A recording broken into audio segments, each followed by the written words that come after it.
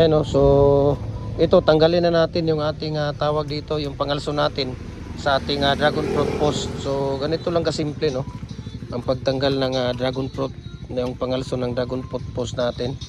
Ano, tingnan ninyo kung paano namin tanggalin yung tawag dito, yung mga pangalso.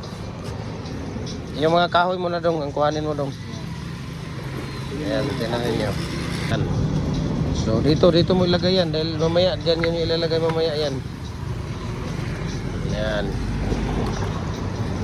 So ganun lang, no, ganun lang ang pagkuha natin ng tawag dito.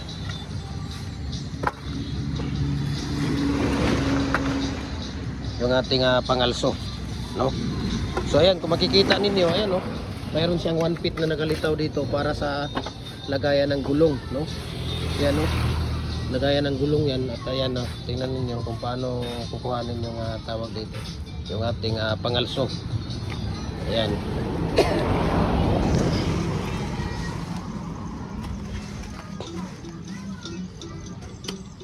Ayan, no, tingnan ninyo, ayan, no.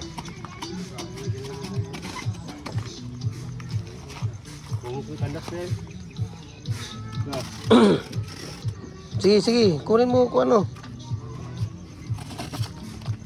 Dandahan ang pagkuha.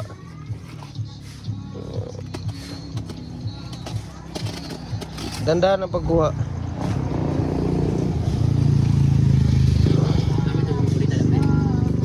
Ayan, no. Tingnan nyo kung paano kinukuha yung pangalso dito.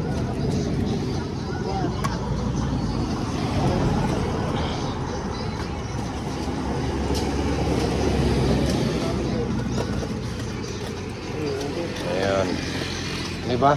So ganun lang kabilis, no? Ganun lang kabilis.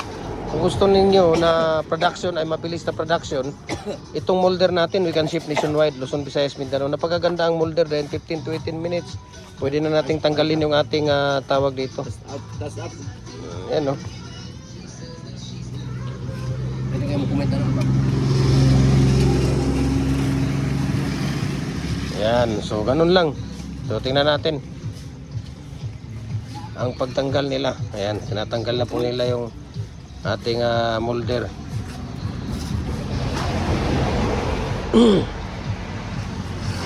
So ayan yung 4 holes natin. Ayan. Ayan. Okay. Ayan. Tapos dito sa kabila, tingnan natin dito sa kabila. Ayan, yung pagkuha nila ng tawag dito. Ayan, oh. Diba? Pagkabilis lang, oh. Oh, 4x4 by 7 feet po ito na dragon fruit post natin. Ayan. Tapos itong isa. Ayan, oh.